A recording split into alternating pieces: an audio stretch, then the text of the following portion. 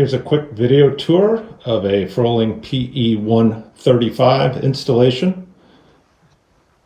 It has a bulk pellet bin fed by this auger, which moves the fuel to the vacuum hoses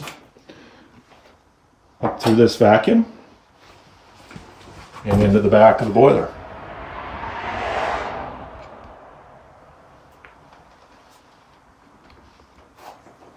It uses a Froling 119-gallon buffer tank.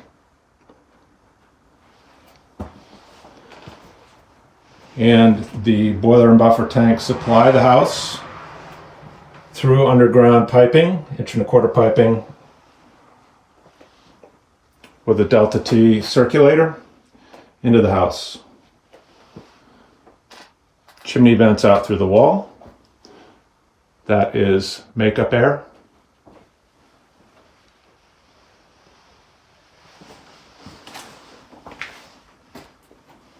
Expansion tank. That's it.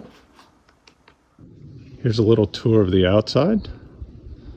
There's the chimney.